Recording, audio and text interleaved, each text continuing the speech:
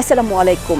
News express trending বাজার আজকের বিশ্লেষণে আছি আমি শারিয়া হাফরিন। ট্রেন্ডিং বাজার আজকের বিষয়, বাংলাদেশের অর্থনীতি ধস নয়, প্রয়োজনীয় রিসেটের পথে। সম্প্রতি আল জাজিরায় প্রকাশিত এক সম্পাদকীয়তে উঠে এসেছে এসব তথ্য। শিরোনাম ছিল বাংলাদেশের economy is not collapsing but undergoing a necessary reset.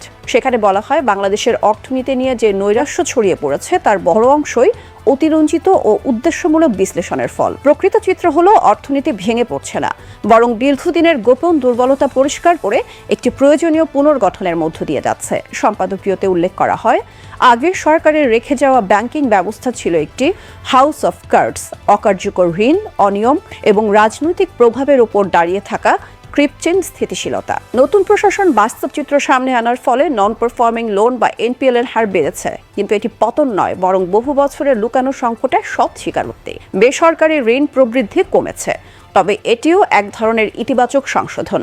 রাজনৈতিকভাবে প্রভাবশালী গোষ্ঠীর অকার্যকর প্রকল্পে ঋণ দেওয়া কমে গেছে, ফলে ঋণের পরিমাণ কিছুটা কমলেও মান বেড়েছে, যা টেকসই অর্থনীতির জন্য অপরিহার্য।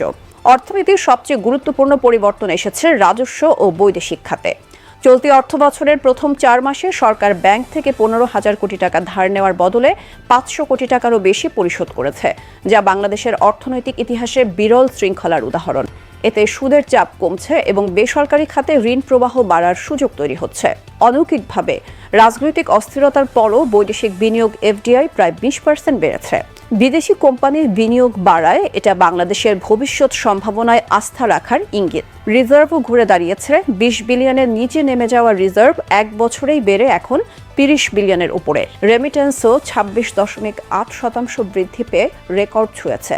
চ্যালেঞ্জ হিসেবে মুদ্রাস্ফীতি অবশ্যই আছে, কিন্তু এটি ধসের সংকেত নয়, বরং সরবরাহ ব্যবস্থা ও পূর্ববর্তী নীতির ভুলের ফল। সব মিলিয়ে আল জাজিরার বিশ্লেষণে স্পষ্ট, বাংলাদেশের অর্থনীতি পতনের পথে নয়, বরং একটি প্রয়োজনীয় ও গভীর পুনর্গঠনের মধ্য দিয়ে ভবিষ্যতের জন্য আরও টেকসই ভিত্তি তৈরি করছে। আজ এ পর্যন্তই। পরবর্তীতে আবারও আসছি নতুন বিষয় নিয়ে। সে পর্যন্ত ভালো থাকুন সবাই।